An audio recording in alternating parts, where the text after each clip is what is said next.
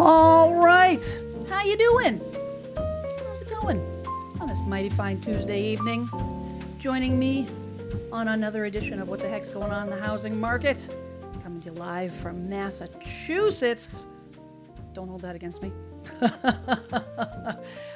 We are going to go deep dive into the headlines this week. And this week we're talking about the Oxford economists have issued a dire warning about the state of the housing market crumbling further.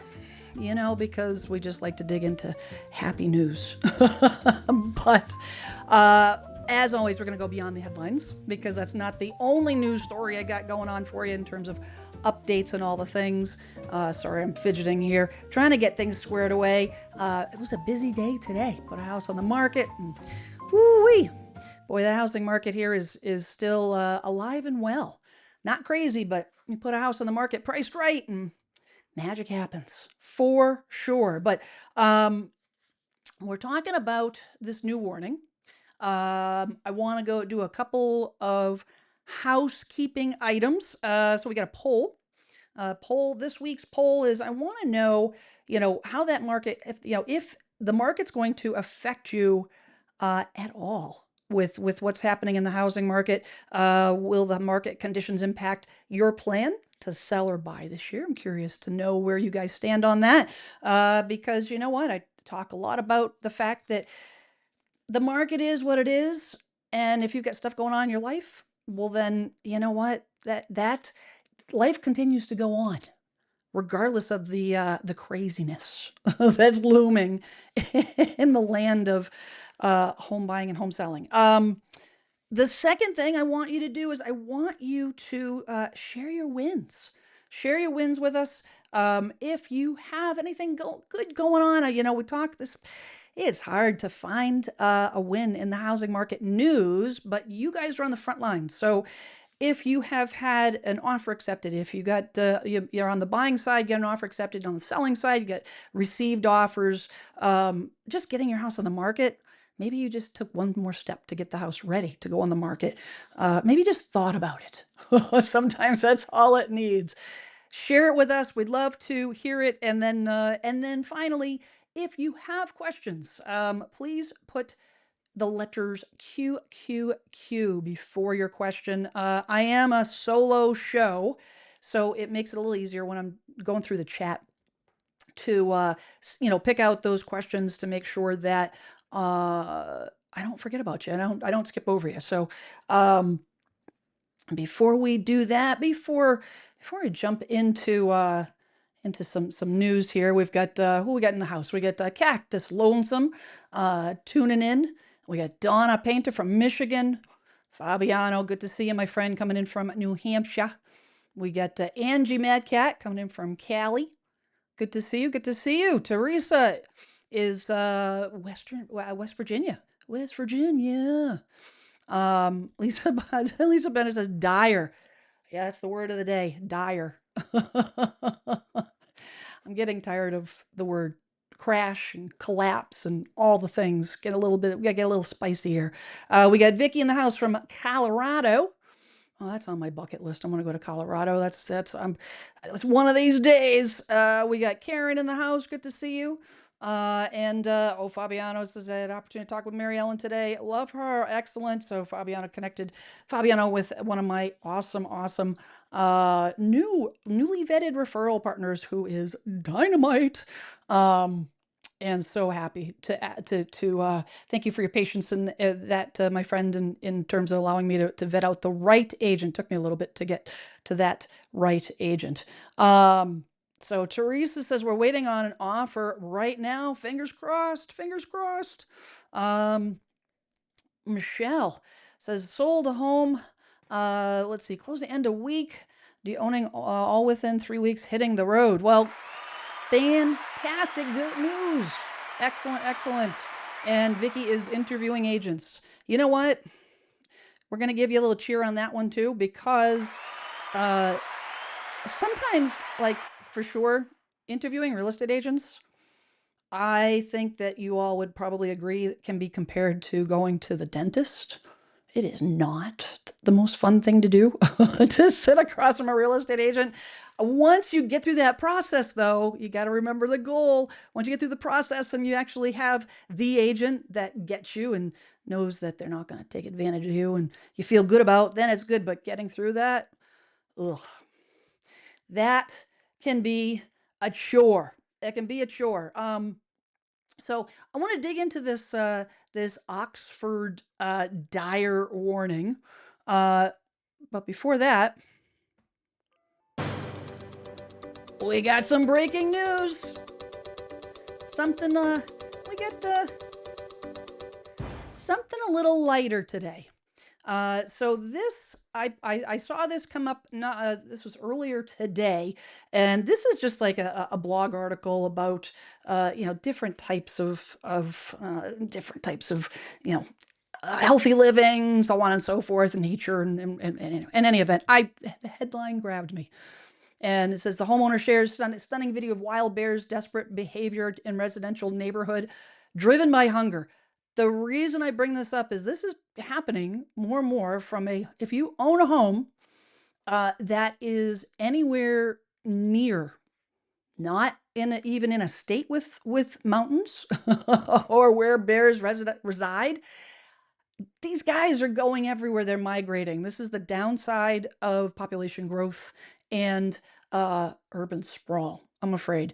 So this is a quick article. This is a bear was captured trying to open a garbage can in a residential neighborhood, signaling that it's likely desperate for a meal.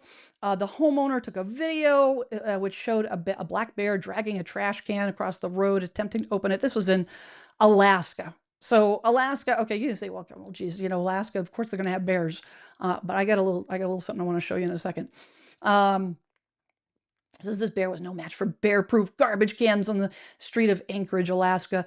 Driven by hunger, someone commented, hope he finds food elsewhere. He says, why is the hungry bear concerning? And the fact that bear apparently couldn't find food in its natural habitat suggests that the environment is struggling to support bears and other animals. Habitat loss, resource depletion due to warming climate, and human population growth, all causing bears to seek out food in residential neighborhoods and urban areas. Keep an eye on your small pets. Happening all over the world, from Canada to Texas. If you're in the southern states watching this and you have had any kind of either heard of a story or have had one yourself, please drop it in the chat or drop it in the comment after the recording, after we go live here. I want to know about it. It says, as bears come closer to civilization, increases the chance of dangerous human-wildlife encounters. And if the animals injure humans, they can be euthanized, which is super sad. Bears can pose danger to pets, young children. Attacks are rare. So it says, if you see a bear near your home, make sure to back away slowly so as not to startle it. Also, you can carry bear spray. Make sure to keep food secure and bring pets inside. So I have a little story time here for you guys. Back in 2023, it was early 2023, and sorry about this. Oh, because air conditioning so hot here. Air conditioning's drying my throat out. I live on the South Coast, close to Cape Cod. Okay, and I get a phone call. It's my neighbor. He says, you have an animal. You have a bear I have a bear that just left my house and is heading right for your backyard. So I did what every smart homeowner would do, something that is completely valid and something that is well thought out. I ran out onto the deck. Yeah, not so smart. The bear had already gone. However, my cameras that I have around the house caught this little guy. This is my back door to my basement, my walkout basement. Thankfully, those trash cans are full of wood for my fire pit. I keep my trash cans in the garage. But he was looking. And the poor guy, unfortunately, my bird feeders were empty. So he left. Went over to my neighbor's house, Charlie's house. His bird feeders were full. They didn't, the bird feeders didn't survive. So why am I even bringing this up on a housing market TV, on a housing market show? as a homeowner, there are sometimes scarier things than dealing with putting your house on the market and no showings and all the things. You sometimes have unexpected visitors, and again, trying to bring some levity to uh, this to a topic that is a little heavy lately. So, anyways, um, just thought I'd share that with you. I thought it would be fun to share. Let's see. Let me see. Let me see. We got let's see. DC says where I live, people are moving here, and it is hot, sizzling, hot, sizzling, but hot. So I wanted to make it just my weekly comment about my weekly complaint about my weather here in New England. It was at one point hotter here than it was in Texas today. No joke. My brother and sister-in-law and family live down in Austin, and it was hotter here. It was in the mid upper 90s. It was gross. I want out. I didn't leave the house. Tracy's in the house. We've got David Matney. He says Black bears in Plymouth, Massachusetts. Yes, sir. And he actually even went further. There were sightings even down to Rhode Island. I mean, this guy was traveling. He was being a world traveler. Mitzi Lucas says we have issues with coyotes, foxes, bobcats here south of Kansas City. Man, this is becoming an issue for sure, for sure. Yeah, Tracy says cute and scary at the same time. I concur. I totally concur. Because it wasn't that big, but you know what? You don't want to get too close because yeah, those suckers will do some damage. But all right, let's get into this this dire warning.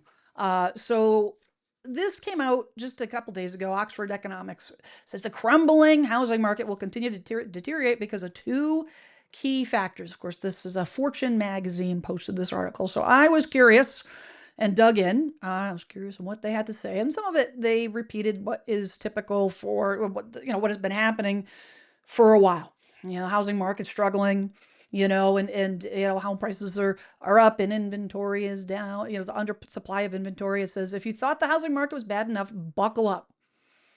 Buckle up. And mortgage rates still near 7%. Home prices are 5% higher than they were at the beginning of 2020.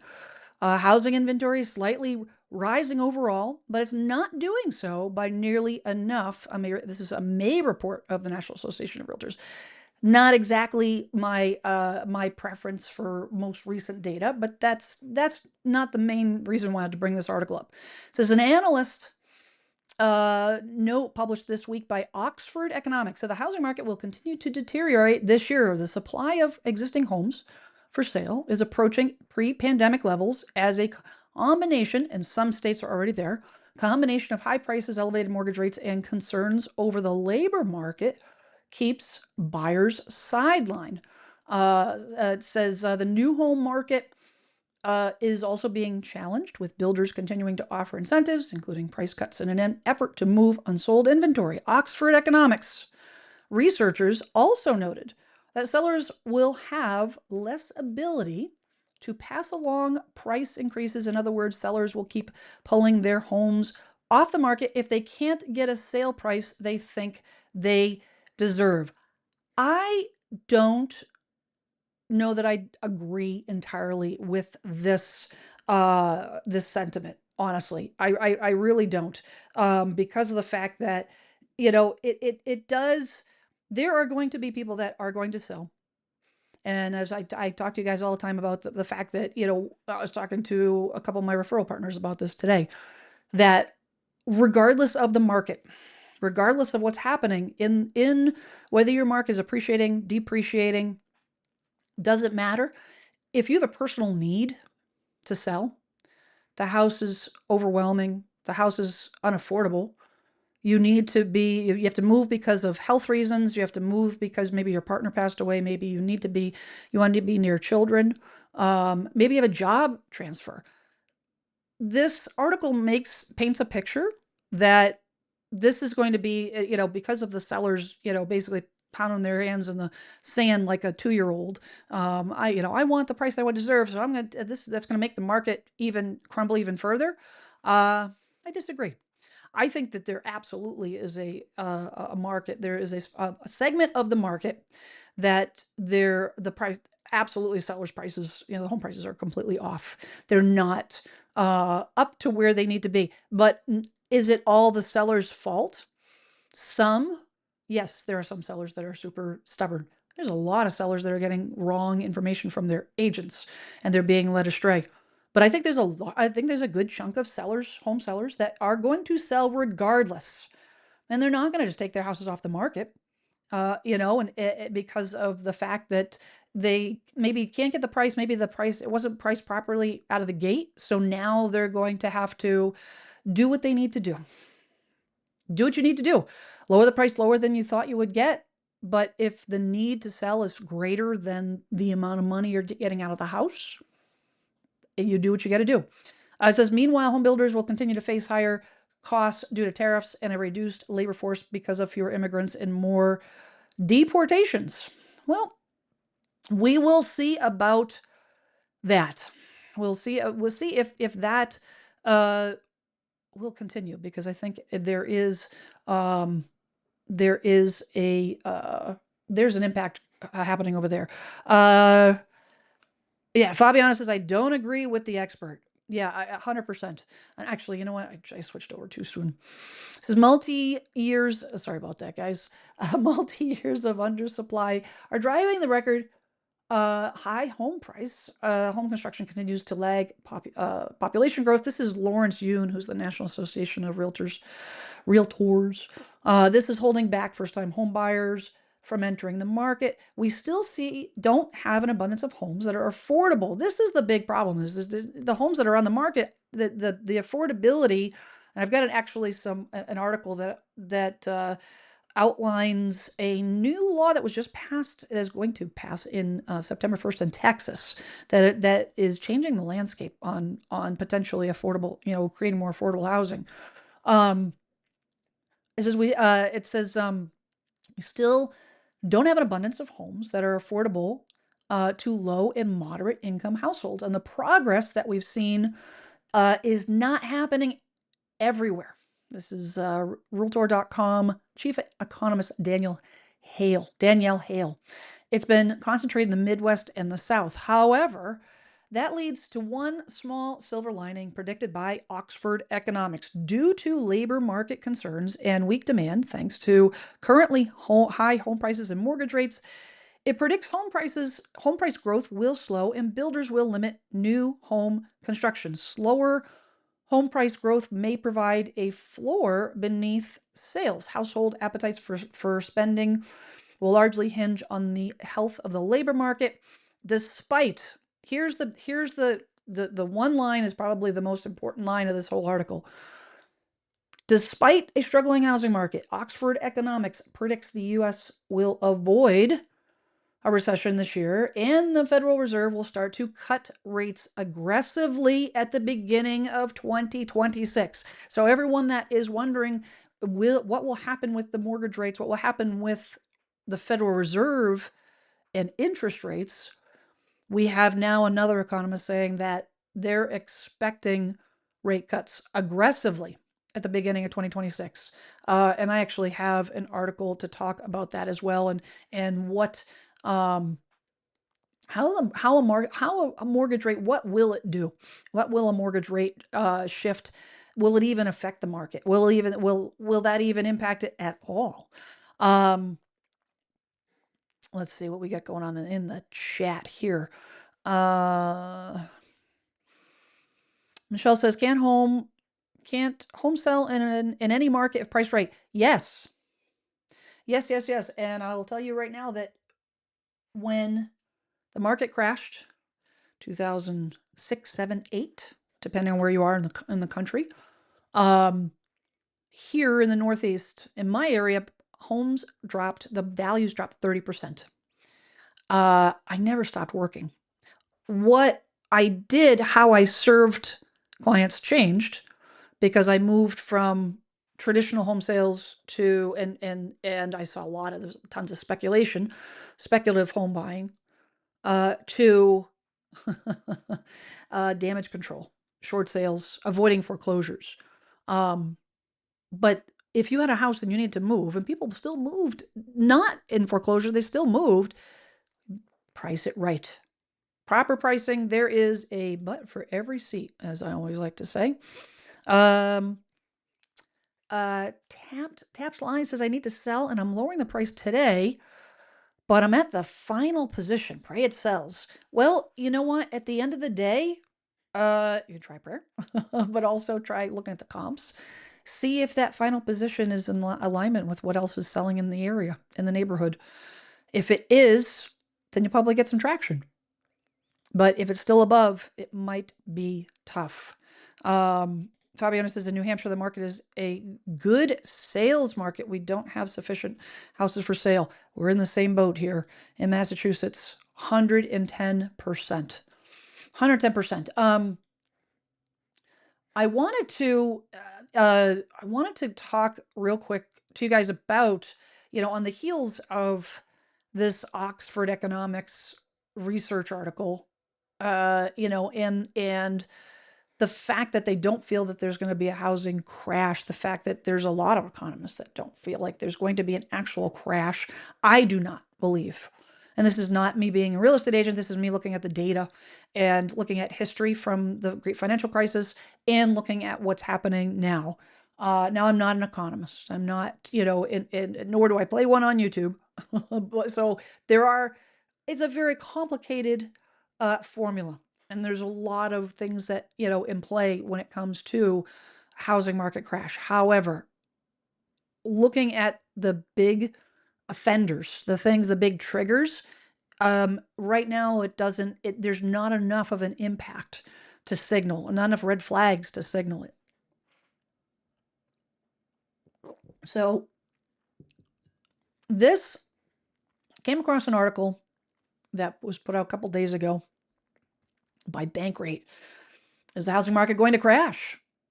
The headline grabbed me.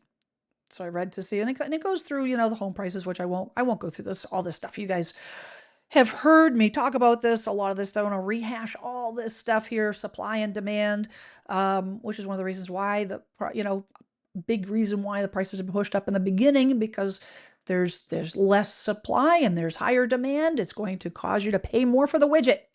But here's the question that we want to know, like 5 reasons why there will not be a crash. And this was interesting. So it says the experts point, it says the housing economists agree that even if prices fall, the decline will not be as severe as the one experienced during the Great Recession.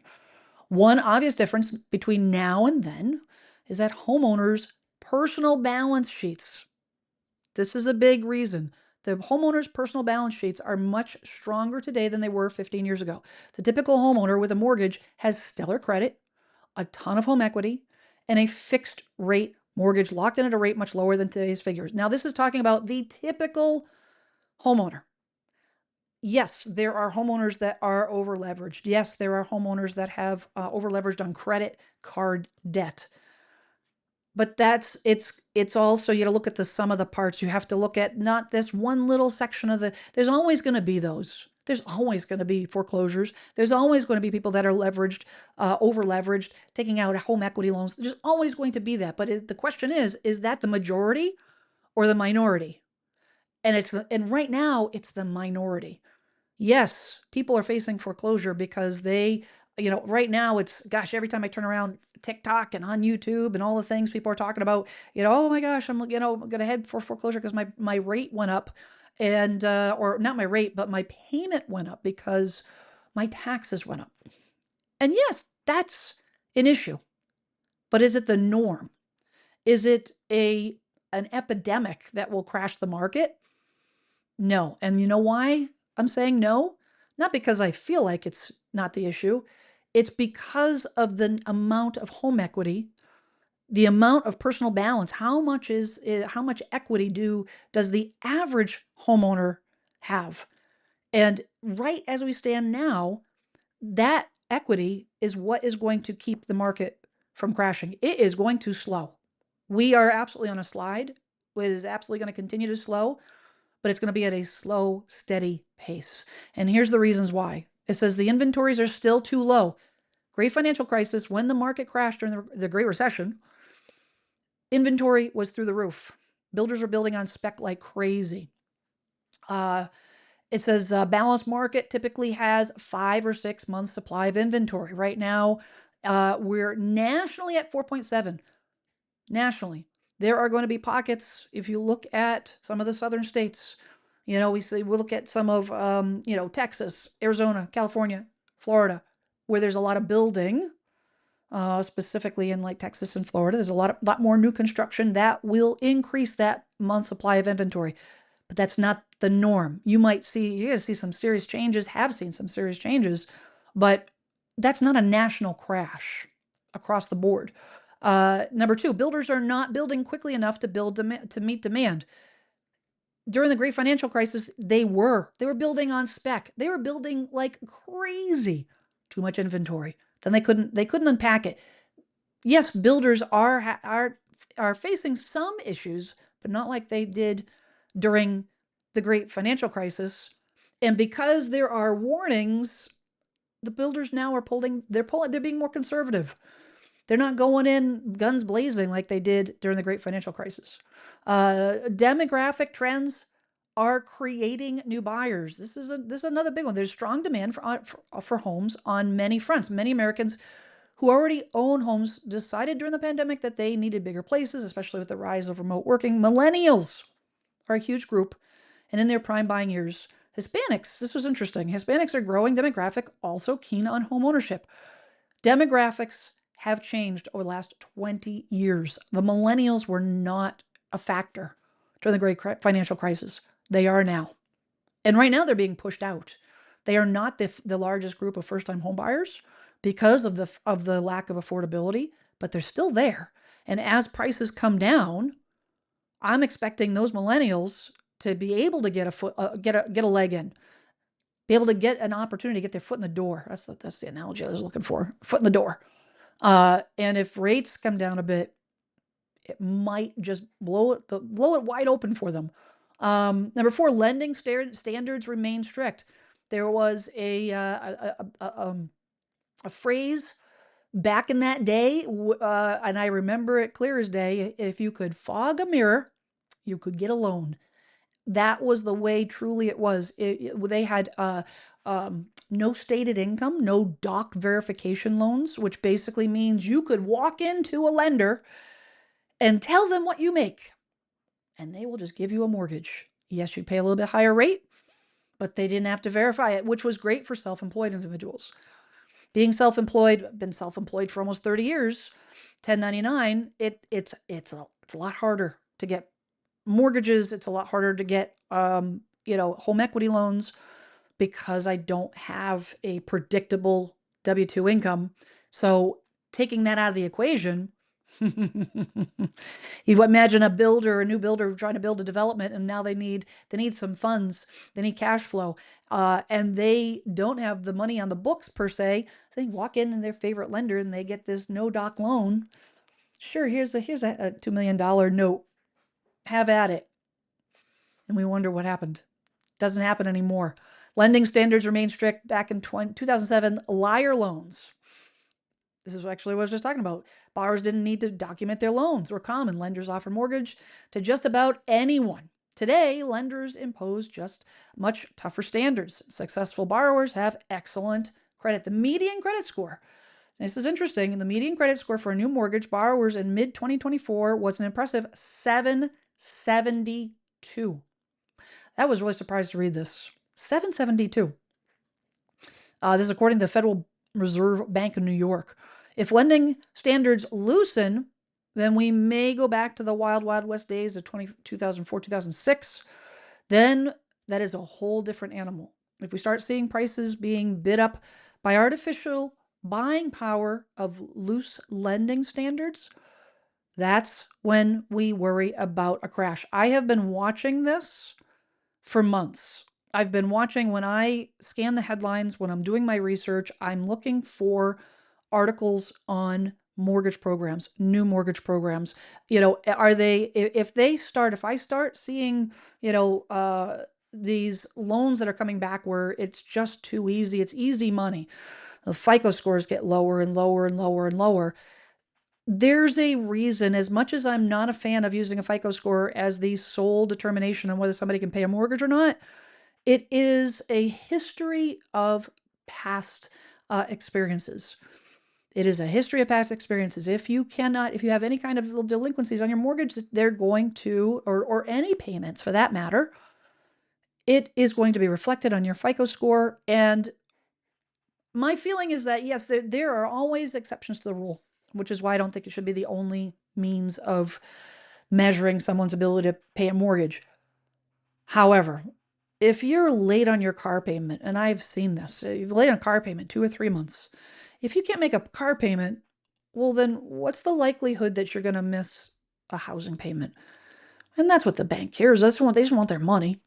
So that is something to be on the lookout for. And then finally, the foreclosure activity is muted. This is another thing that I've been watching, I've been looking for, and it's just, this is a lot of catchy headlines, a lot of clickbait titles on videos and, headlines. Matter of fact, you can see more clickbait foreclosure videos on YouTube than you can in the actual news, because they're not, the data's not there. Yes, so the foreclosure activity is up as buyers that maybe got into adjustable loans, or buyers that were not financially, they were stretched when they bought their house. They were stretched when they bought their house initially, so that when that tax bill came that reflected that increase in property value from before, when they maybe they bought it 3-4 years ago, 4 or 5 years ago, at this rate it would be like 3 or 4 years ago, and now that property value, when they got approved on that mortgage, represented what the value was before the values went up significantly, and now that new value does. This is the conversation that a buyer, and if you look into the data, these buyers that are in trouble were first-time home buyers that were very, very, very likely, in my opinion, they were buying property using what I call 80% agents. They were an agent that wasn't advising them to say, hey, listen, just because you get a fixed rate mortgage doesn't mean your property value, your mortgage payment's not going to go up, because you have insurance and you have taxes that are included in that payment, and those items fluctuate.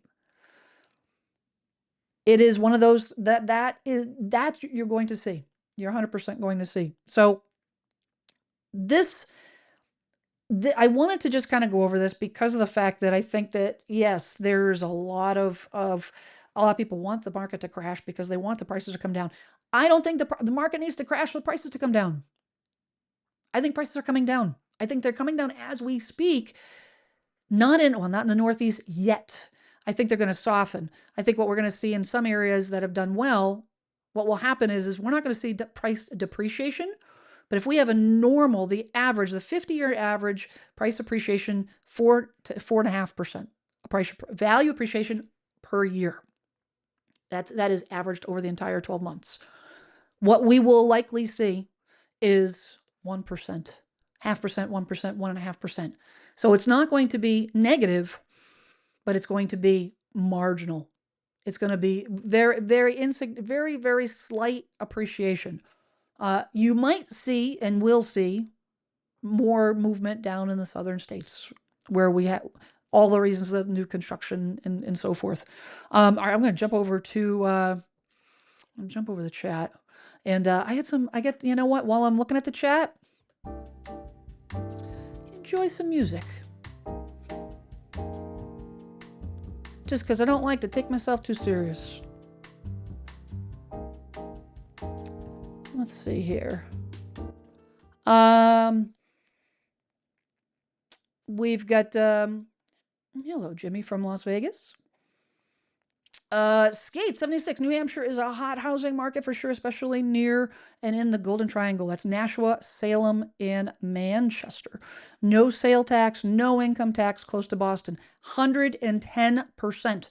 There are so many people that want to live right over, a lot of people commute to Boston that live in that area for those exact reasons. Big Jeep says 6 houses for sale in my block and nothing is selling.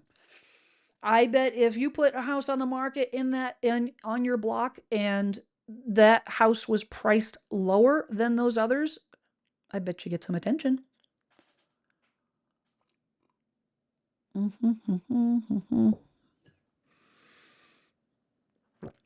Let's see.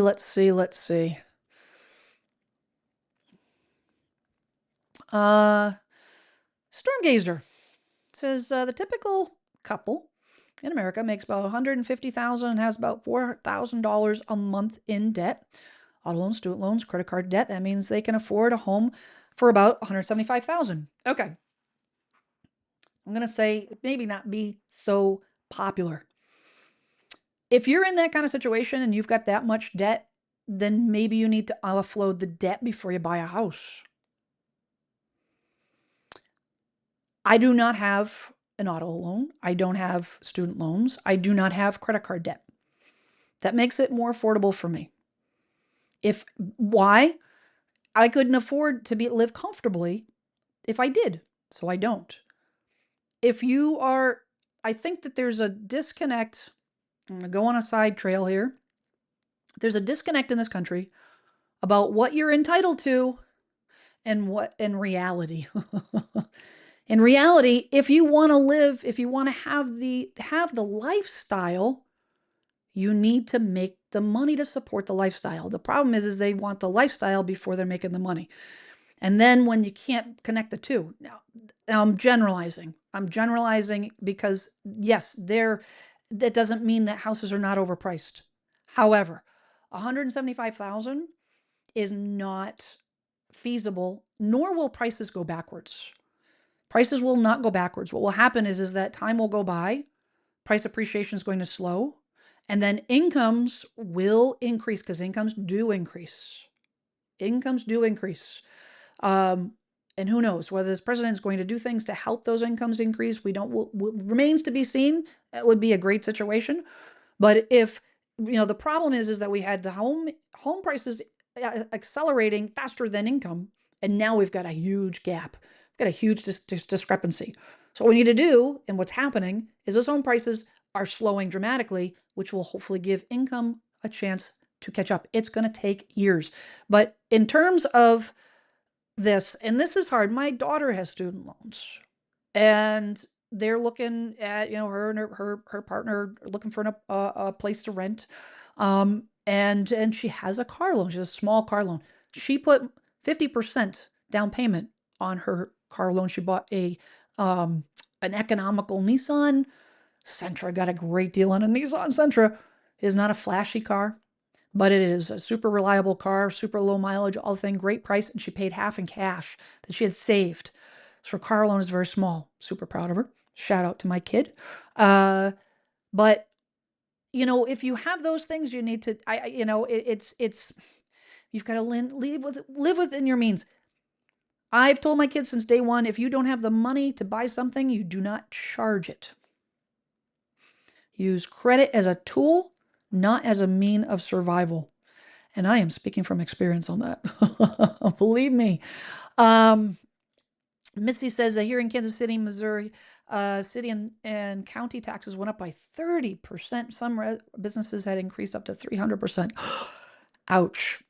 What comes up must come down. Maybe you're going to see, there will be an adjustment in taxes, especially if your prices come down at all. If in any of those states where you have home values that level out, there will see Florida. I'm expecting Florida property taxes to soften because property values are softening. Not tremendously because, the cost of infrastructure and all the things, whole nother conversation for another day. Let's see here. Why is this article not discussing the 9.2 million homes Freddie Mac is expecting to hit the market in the next decade? Well, and then boomers are not getting any younger. So the question is will they hit the home?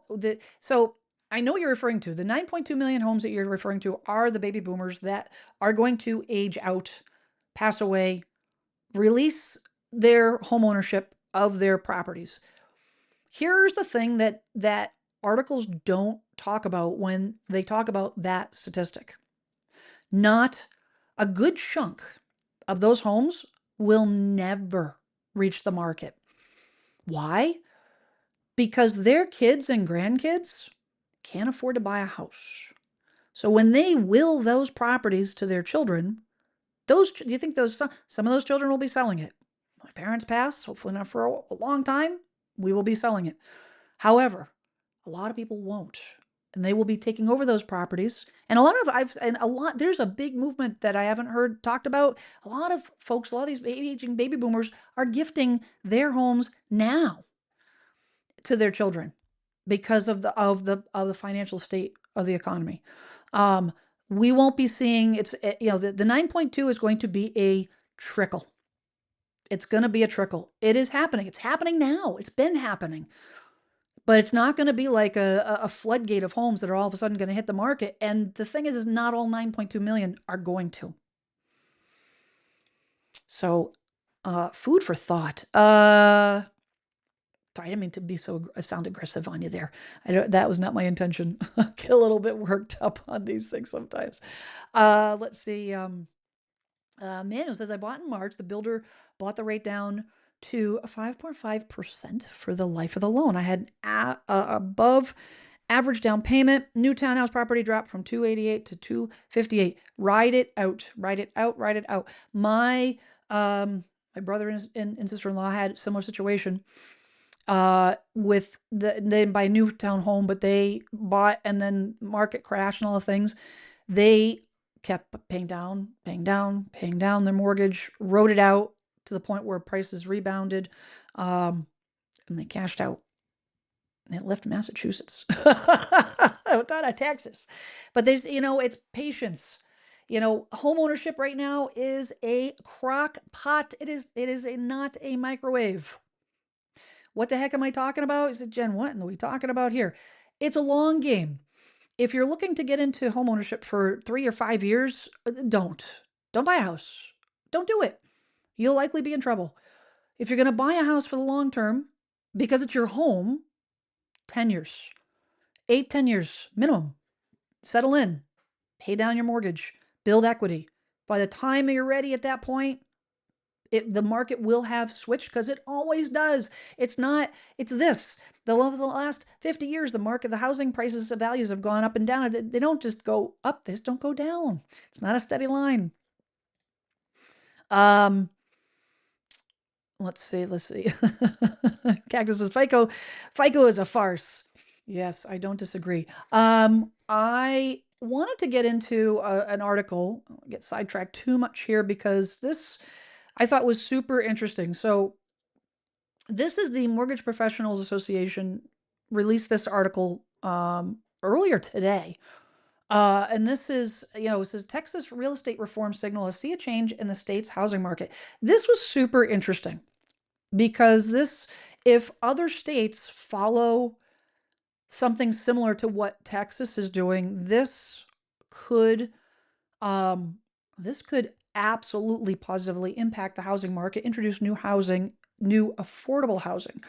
It says Texas newly signed real estate legislation, Senate Bills 1517-840, if anyone's interested, could bring notable shifts to the state's property market. It says laws ease development restrictions in major urban areas while limiting property ownership by foreign entities from designated countries. It says signed into law by Governor Greg Abbott ahead of the June 22nd deadline. The measure will take effect on September 1st and will target municipal zoning regulations aiming to enable more flexible housing development across the state's largest cities.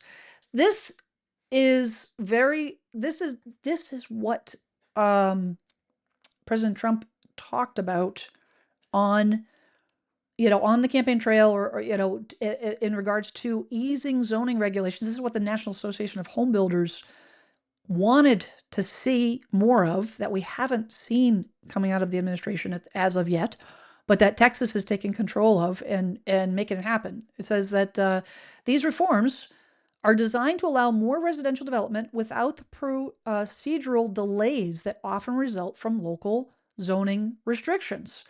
So a lot of you folks have reached out to what does the restrictions have anything to do with housing, and what will, does that mean that there's no restrictions on the quality? Does that mean that all of a sudden there's going to be more crap being built? No, that's not what we're talking about here at all. This is zoning, not building codes. Two totally different topics. It says under the new laws, cities and populations exceeding 150,000 in counties with at least 300,000 residents must, this is the current laws, must permit smaller lot sizes, higher density, and reduced parking requirements. So under the new laws, must permit smaller lot sizes, higher density, reduced parking requirements for single-family, multifamily, mixed-use developments.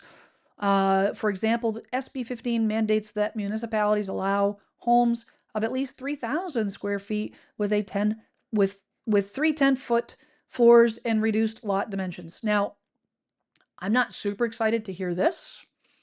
3,000 square foot is not a starter home.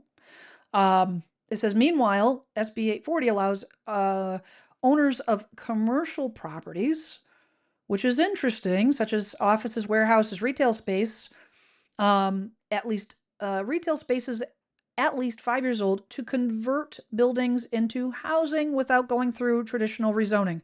This has very good implications. Why? Because if you have to convert an office space, any kind of commercial building, into a residential building, is a bear, no matter where you are. There's a lot of red tape. It is a process that is slow, and this, without having to go through traditional rezoning, saves a ton of time. It'll streamline the process.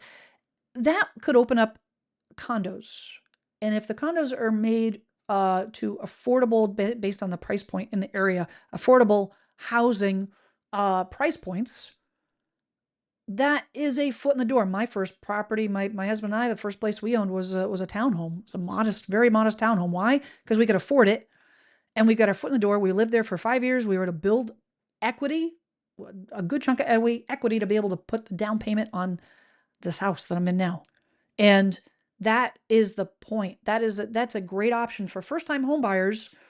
It's got to be a mind shift for first-time home buyers that you're not moving, you're not buying the house that your parents had, the nice big house. You've got to be a little bit more conservative on that. Pull back a little bit. It's a foot in the door. It's better than renting.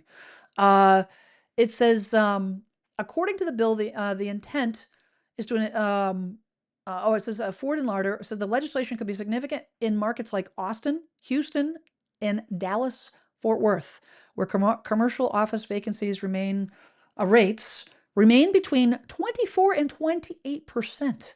So you've got office buildings that are a quarter to a third empty, just sitting there. And it says, according to the bill, the intent is to enable developers to repurpose lagging commercial projects for residential development.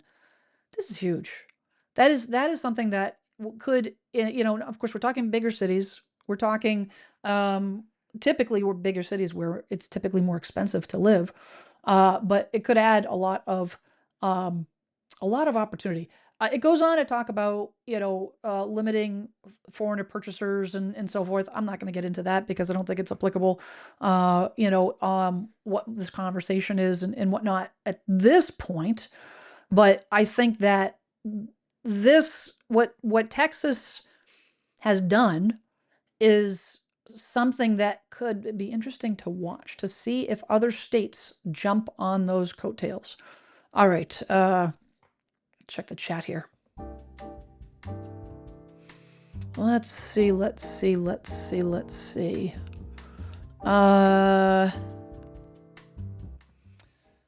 Bird Rockin. Oh, I love your handle. I'm in the LA area. House inventory is low. Price is sky high. Average home in my neighborhood, 1.2 million. If I sell my townhome, under 1 million will sell in a few days, not weeks, months. Supply and demand. That's crazy. Liz says affordable houses. When have we ever had affordable housing except in rural, out of the way places? It's all in what you look for. It is all in what you look for because there was affordable housing, but affordable, I guess, is a subjective term. It's affordable in the sense that first time home buyers getting the foot in the door.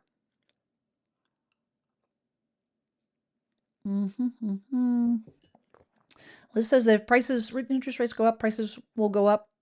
That's what happened in the 80s and 90s. Rates go down, prices go up. So I think you're better off buying when rates are high.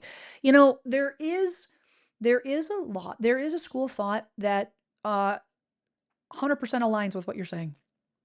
I think that my advice to any buyer right now is if you can afford it now, do not buy with the assumption that rates are going to drop, but make sure that you can comfortably afford the payment now. And that's the same advice I've been giving buyers for years.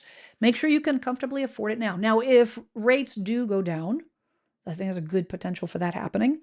Well, you can refinance. Now you're ahead of the game. But if it doesn't happen, you've got to make sure you have cushion. You got to make sure that you have some elasticity in your budget because of taxes, of home repairs, and so forth. But you're not wrong there, Liz, because oftentimes, the best time to make a move like buy a house, if everyone's running left, go right, or vice versa. I think it was Warren Buffett had said during the crash. She said the best time to buy real estate, something along the lines of the best time to buy real estate or make an investment is when blood is running in the street, or something along those lines. In other words, when everybody's pulling out, when everybody's running in panic and fear, that's the time you push forward and make, because that's when you find the opportunity. Nobody else wants to buy it. Jump in, because if they're buying it because they're nervous or whatnot. Let's see what we got going else on here. Let's see. MHOA, good to see you. Good to see you. Welcome. Income to home price ratio is up 200 to 300% since 1970, off the gold standard 1971. Coincidence? Maybe not. But like I was mentioning earlier, we're hoping that is going to change. And then that's the best thing we can hope for. Amy says, my market, share with us where your market is. My market hit 900,000 average home price earlier this year. Ever since the market has started rapidly cooling, sellers are dropping prices 20 to 50 every 10 days. Yeah, there's, what is so important, is so critical right now for anyone selling their home is, yes, it's a two-part process. You have to make sure that you are competitively priced, to make sure you know what the current comps are, what is happening in your neighborhood, so that you're in alignment. But not only that, when you are if you got to look at the history, you got to look at what's going on in the market conditions. If it looks like the markets are, the market values are sliding, I would look at the comps and then I would dial just underneath it. But then the most critical part, the second part of the process, you got to watch it like a hawk. Because if you don't, and say you put it on the market of what you think is the proper competitive price, but then the market shifts a little bit, if you don't do anything, you're going to end up dropping the price $20,000, $50,000 to catch up. And the worst thing that could happen, the most frustrating thing as a home seller, is playing catch up. It's the worst possible thing. Let's see.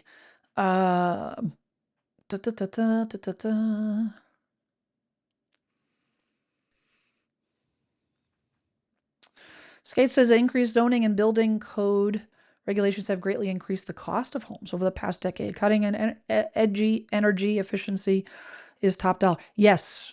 I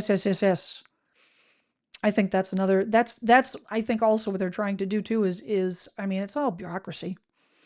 It is all bureaucracy of the cost of some of these permits, and what the towns are requiring, what the states are requiring, is just ridiculous. It is, and not all cases often is it just a money grab. It is a money grab. Um, let's see here. Let's see. Shelley says, my husband has pulled everything out of the closet. It's a war zone. Meeting with Stager tomorrow.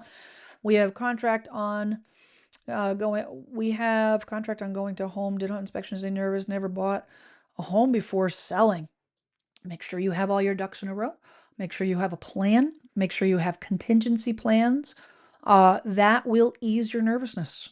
If you have a general idea of, okay, well, if plan A doesn't work, then we have plan B. Plan B doesn't work, we have plan C. Then at least you won't be caught off guard. For sure. Let's see here. Oh, Bird Rockin says 3D printed houses near Austin. Builder says price is coming down as they build more and tech improves. What are your thoughts on 3D printed homes becoming an answer to affordable housing? I really like the concept. I really like the concept. Now, I am a geek when it comes to that stuff. I have a 3D printer and all the things. I love the technology, and I've been following this technology for building homes for a couple years. It's getting better. It's getting less expensive. It is, their formulas for what they're making, what they're actually building these houses with. And a lot of this is happening overseas. They're building these homes, neighborhoods on pennies on the dollar, getting people in, out of the elements into a home. And it's a great trial run. It's a great trial run. And now we're seeing, and I know exactly what you're talking about, because I was watching some videos on the old YouTubes, I feel like a couple months ago, about developments that are happening in Austin. The biggest thing with those 3D printed homes is the upfront cost. The upfront cost for the machines by the builders is expensive. If they can continue to improve that, because these 3D printer homes, it has gotten to the point where and I think that in the not so near future, you will not be able to tell from afar that it's a 3D printer home. I mean, the original had the extruder. If those that have never seen a 3D printed home, it looks like a 3D printer has what they call an extruder. It's like a pin, and it heats up. And a traditional 3D printer has it's a form of plastic that melts at high temperatures, and then it comes out kind of gooey. And as it comes out and makes contact, it cools and hardens. And it's a form of cement that they're using to build these homes. It looks like they look like the original ones. They look like a soft serve ice cream home. It looks like, with the, it's like a tubing. But now it's being more refined. Now the finish work, the crews go back in. They can smooth the walls. They can put siding on the walls. They do all the infrastructure still needs to happen. They still need to do all the heat and utilities and all the things. But what's cool is they can do some really cool architectural stuff that is challenging on a stick-built house. So I am excited, and I think that because of, yes, the upfront cost of the machine to a builder is expensive, but the ability to churn out a house in a fraction of the time of a stick-built home, with a fraction of the manpower to do it, helps reduce the cost. I think there's huge potential there. I think is tremendous. I want to see more of it. I'll be honest. And who knows? There might be a surge there, bird rocking, about in the areas that are hit by the natural disaster.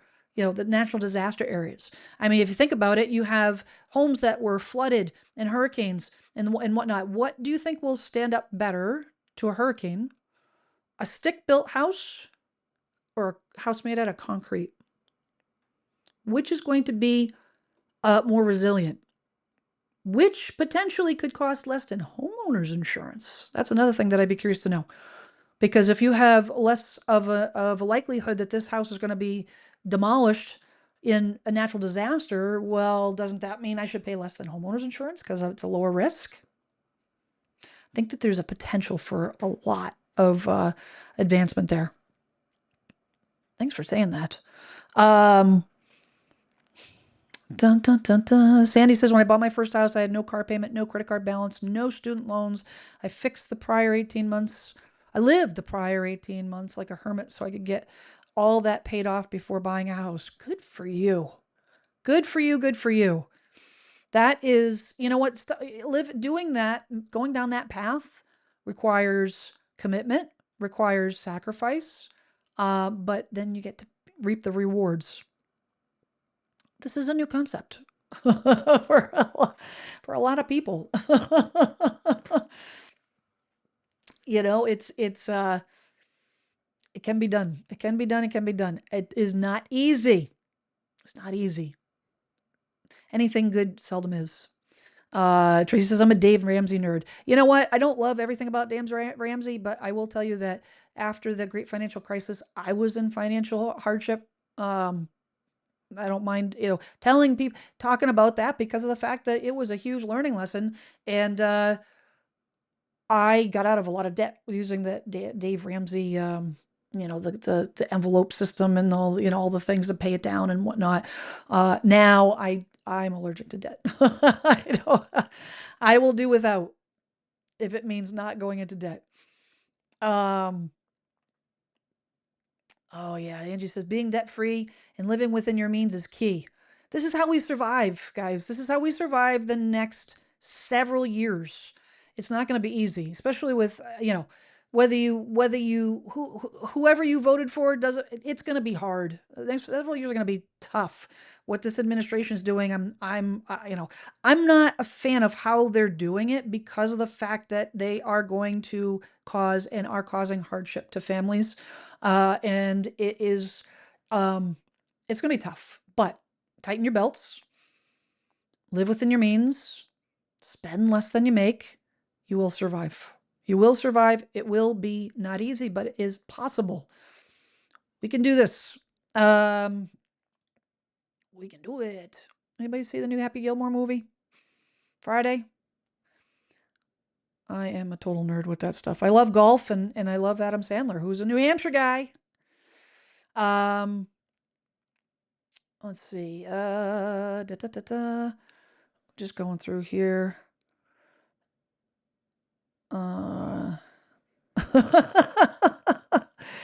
Hey, Mitchie, I love those houses where you can shake your hands with your neighbor while on John.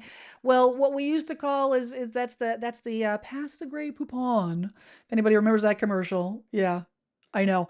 Hey, you know what? Those that live in the city, it doesn't make a difference to you. You know, I mean, to each his own. Wiggly Arm Guy, good to see you. Love that handle. Coming in from Phoenix. Glad you're enjoying the discussion. All right, I want to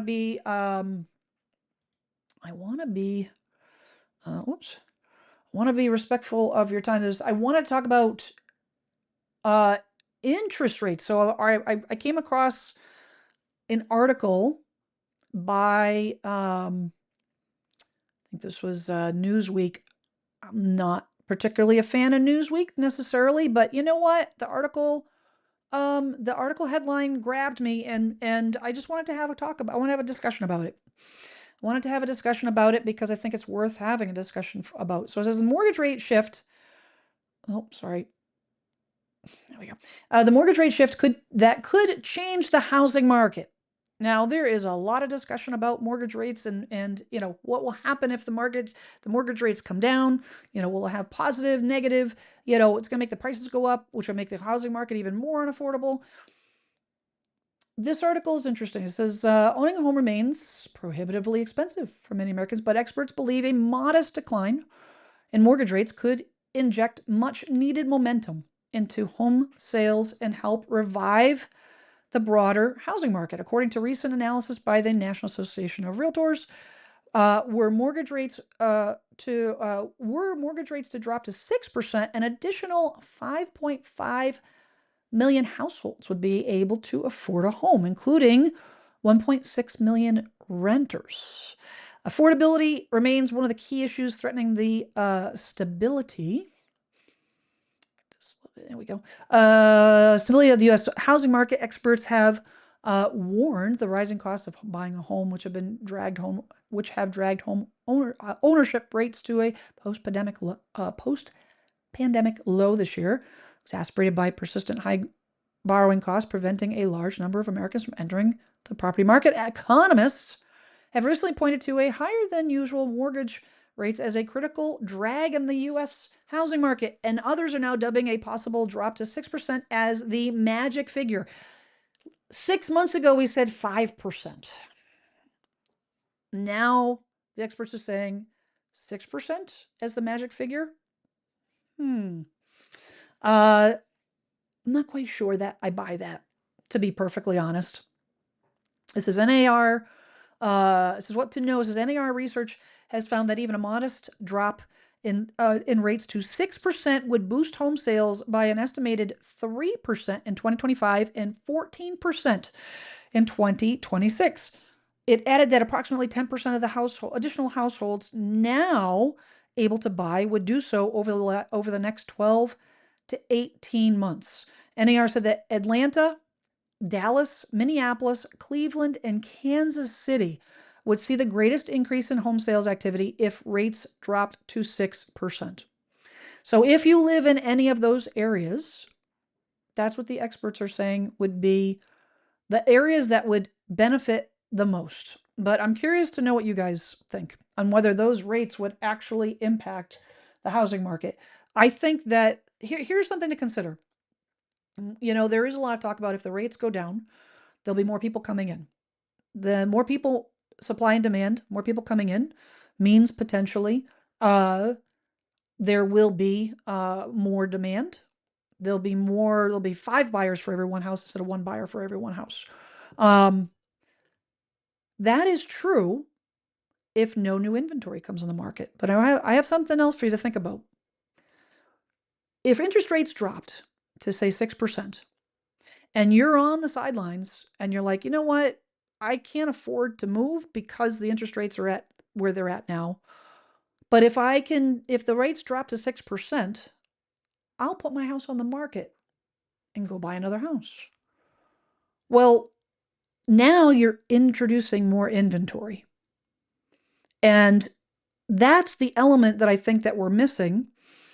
That is something to just keep in the back of your mind. Do I think that there'll be more demand? Do I think that more people will come out? Yes, but the question is how much of an impact will it actually have on the housing market? I think there'll be more sales. I think there'll be more homes transacted. I think it would give more opportunity to someone that says, I want to move, but maybe I'm going to lose my lower interest rate mortgage, and getting another mortgage right now at 7% is not feasible. I can't swing the numbers, but at 6%, I could swing the numbers on a purchase. So I'm going to go ahead and make that move. Well, now you've got more inventory being introduced to the market. So yes, we have increase in number of buyers, but now you're going to have an increase in the number of home sellers. The thing is there's nothing in this article, there's no commentary about affordability, which means that if this happens, it will not help the first-time home buyer, which means those first-time home buyers that are struggling with home affordability, getting their foot in the door, they're not getting in the market because of necessarily. They're not going to be flooding into the market because it's not going to have that big of an impact in their purchase. Let me know what your thoughts are. Something to keep in mind. I think it's easy to say this one thing will help the market. I think the experts, want to give, they want to make the bold statement. I don't think it's that easy. And I wouldn't be surprised if the rates drop to 6% and there's been only a marginal movement in the market. That's my prediction. I do not think there's going to be a flood of buyers coming out of the woodwork like they're talking about. I just don't believe it. For that reason about the affordability. Angie says that some are offering great adjustable rates right now, which is worth looking at when interest rates are coming to a downswing. You need to work with good lender, though. Yes, when you're looking at an adjustable rate mortgage, please, please, please, you need to make sure you can afford the adjustment rate. So if you get your foot in the door and say they're gonna give, go in an adjustable rate mortgage, a 3-1 ARM or whatnot, where it is, it's going to adjust at this lower rate for 3 years. At the end of the 3 years, it'll adjust upwards. And sometimes 1%, maybe it's 1%, maybe it's at prime, whatever the prime rate is at the moment, or a quarter percent above prime or 0.5% above prime. You need to look at the worst case scenario. Look how much flexibility you have in your mortgage payment and your finances. Because if that adjustable rate does adjust in a negative way, you're going to end up in a pickle. I'm not a fan of adjustable rate mortgages, but you know what? You need to look at what your risk tolerance is. If you're okay with it, I have a very low risk tolerance when it comes to money.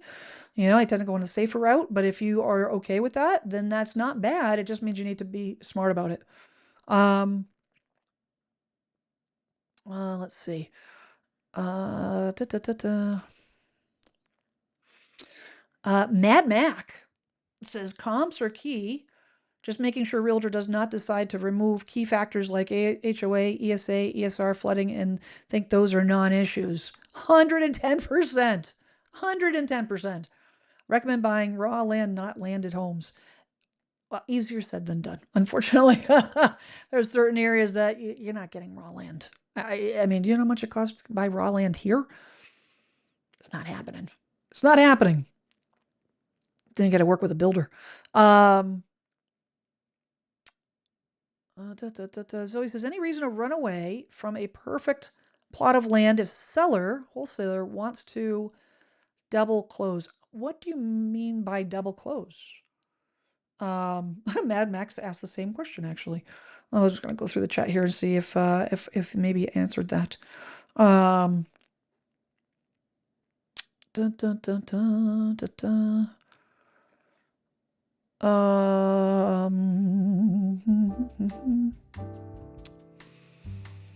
am looking to see what we got going on here.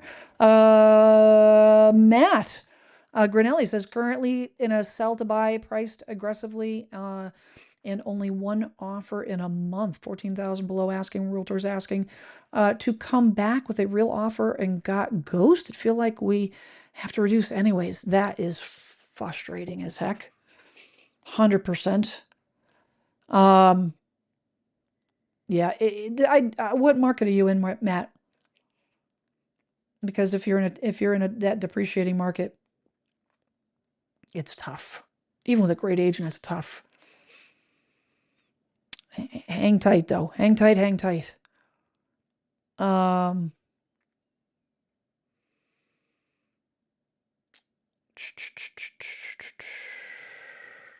Connex builds as they have.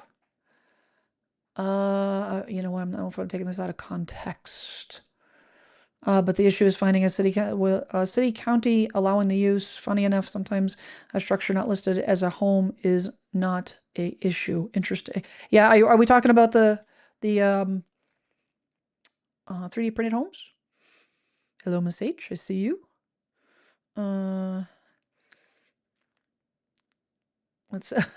Here's my Uber driver on Friday said he was in an extra in the new movie. Haven't seen it yet, but to look for him. If you're talking about Happy Gilmore 2, everybody was in that movie. Everybody. Eminem to Bad Bunny to holy cow, all the golf greats. I mean, it was bonkers. It was a funny movie. Let's see.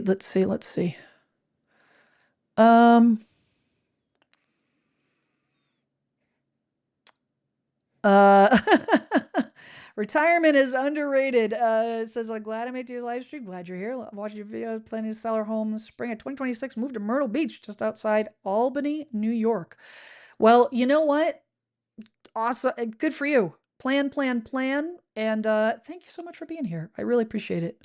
I am very happy that my content is helping you out. 100%. By all means. MHA says, I start out with an arm. Should have held onto it a bit longer as LIBOR went down right after I refied. Yikes. Yikes, yikes, yikes, yikes. I wanted to take a look at the interest rates today. Actually, where are we at today for interest rates? Now they're right at 6.77. Not a whole lot of movement there. Double close is an investor thing where they buy from the owner and then sell it to the new buyers in one transaction. My realtor's never heard of it before. I would do your homework. Sometimes, just because it's not a common way of doing things, it doesn't necessarily make it bad. It doesn't make it something that you should run away from, but you need to have, number one, I would ask them for a couple of references, and then I'd research the heck out of those people. I'd research the heck out of the process. I would talk to an attorney and find out what the pitfalls of doing that. Be very careful. And yeah, MHA says we can only make decisions with the information we have at the time. You know, you bring up a great point on that. And I've heard over my 29 years of in this business, helping almost 1,000 families move in, buy or sell. And, typically following some sort of downturn in the market, there's a lot of regret. There's a lot of coulda, shoulda, woulda. There is a lot which causes, on the next cycle around to say, oh, you know what? Well, we made a bad decision that time, so that's going to negatively affect their decision this time around. Every decision is made with the information you have at the time. You decide that now is the right time to sell. Now is the right time to buy based on the fact that you are financially secure. You can afford your mortgage payment. You can afford to go wherever you're going. You've researched it out. You've scrutinized your budget. Everything is in line. Buy the house, and then the values plunge, and you say, I coulda, shoulda, woulda. I shouldn't have listened. I should have listened. I should have waited. Coulda, shoulda, woulda. The information at the time was that you were financially stable. All the things I constantly reminding people, you can't look over your shoulder. You can't. A lot of people are doing that. I do that. When I first got into this real estate business, 1996, where there was a housing development, a condo development in my town where the condos were $25,000. And I could have bought 1, 2 of them, 3 of them, have those as rental. Those condos are now selling for $350,000 if I had only. But the information I had at the time, I couldn't afford 1, never mind buy 2 or 3 as investment properties. Couldn't afford it. Wasn't in the financial picture. It is what it is. You work within what you have, whatever means, and using whatever information you have that's in front of you. So thanks for that, MHOA. He says, I don't regret refining. That was 20 years ago. Angie says, my husband and I are flying to Tennessee tomorrow to check out the area and also have some fun rafting. Nice. Nice. And retirement is underrated. Moved up to Albany in 2004. Well, I appreciate you being here, and you know what? I hope everything goes well with your relocation and all the things. What does when we're looking at? Oh, I want to make sure I get the poll here. But as this article about dire circumstances, dire warning, and housing crumbling and all the things. Is the market going to continue softening? My opinion, yes. A solid yes. Is there a potential for rates to go down? Beginning of 2026, yes. 100%, I do believe they are going to slip, not drop. We're not going to see those low interest rates ever again. Banks don't make money doing that. Does that mean that you should And I hear this question all the time. Does that mean that you should stop doing what you're doing? Does that mean you should wait to sell? Does that mean you should wait to buy? Maybe it does, maybe it doesn't. You got to look at your own personal circumstances. You got to look at your own personal circumstances. Regardless of whether the market softens, regardless of what is happening in your real estate space, you've got to look at your own personal circumstances and how it affects you. The bottom line on this, though, is it is not going to happen fast. I think that is the one thing that I am absolutely adamant and will stick to my guns on, is that yes, we're going to see how much will it slide? I don't know. How much will interest rates drop and when will they drop? I don't know. What areas will be more affected than others? I don't know that either. The one thing that I am very confident about is not going to happen quick. It is not going to happen like it did in the Great Financial Crisis, where it was literally overnight. I mean, it was such a short period of time. I mean, literally, I remember sitting around going, what the heck is happening here? Like it just light switch. It was crazy and awful. And that we're not on that trajectory. There is nothing. There's no evidence to support that. And so I'm confident in saying that that is what we are likely going to see. The poll. So we've got 156 votes on this poll. When will the market conditions impact your plan to buy and sell this year? We've got 12% said possibly. We have 31% said they're not moving, making a move this year. Sorry. We've got 25% yes, waiting to see what happens, and 32% said no, we'll sell or buy regardless. The majority of you folks voted that exactly what my thought is, and exactly where, in alignment with where, my thought process on what's going to happen with buyers and sellers. And here the poll speaks for itself. So 32% of you said that no, you're going to sell or buy regardless. If you have people buying and selling regardless, the market's not going to crash. It's not going to crash. But it's going to be interesting to watch. It's going to be interesting to watch. I appreciate all you guys jumping on here in the chat and all the things. I appreciate everybody, watching and contributing to the conversation. I love all of the stories that you post in the chat, that post in the comments and all the things, and sharing all your wins and whatnot. And you know what? Stay tuned. I'm going to be back here next Tuesday with more updates, and I'm sure more developments. And we'll watch as these things unfold, in the future. But it's never a dull moment. It's never a dull moment. So next Tuesday, 6 p.m. Eastern Standard Time, I'm gonna jet because it's getting that time, and I'm on the East Coast, and my tumbly's getting a little rumbly, as Winnie the Pooh would say.